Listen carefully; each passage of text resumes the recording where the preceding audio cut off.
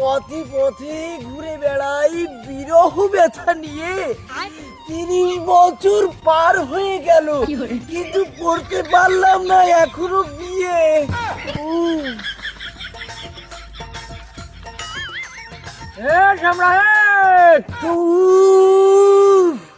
পথে পথে ঘুরছি আমি দুঃখ কষ্ট নিয়ে।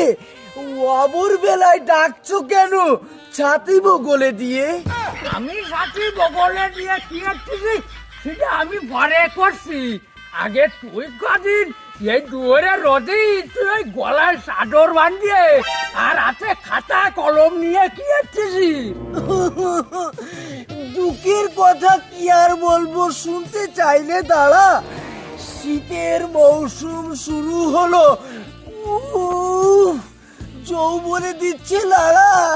তোর ওই লাড়া ঠান্ডা করার জন্যই তো আমি ভরি তোর বগলের সাথে নিয়ে বেড়াচ্ছি। তা তোর ওই ফাল্গুন মাস পার হবে না, তার আগেই তোর বিয়ে দিয়ে দেবো। প্রতি বাড়ি তোর জায়গা জমি কি দেখি আছে? টাকা জমিয়েছি, জমি কিনেছি, করেছি দালান বাড়ি। শেষ বয়সে লাগবে এখন সুন্দরী একটা নারী। বাবা বাবা বাবা বাবা, তুই তো মেলা কিছু করে ফেলাইছিস। তোরে তো মাইয়া একটা না 5টা দেয়া যায়। তুই বাবা আর 15টা দিন তোর ওই যৌবনটা মুট করে ধরিয়ে রাখ। আমি তোরে 15 দিনের খোলে ফেলাইয়ে বিয়েতে দেবো।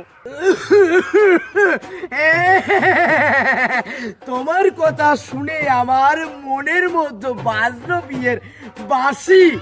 সেই আনন্দে খুব খুব করে মারলাম দুটো কাশি। ওপরই তোর না, তুমি হয়তো জানো না তোমায় কত ভালোবাসি। ভালো লাগে কবাডি খালি ভালোবাসা দিয়ে তো আর সিঁড়িয়ে বেঁধে না।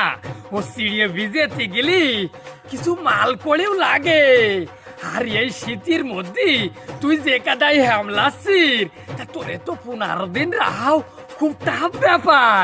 তা তুই এক কাজ কর, আমারে বেশি না 10,000 টাকা দে।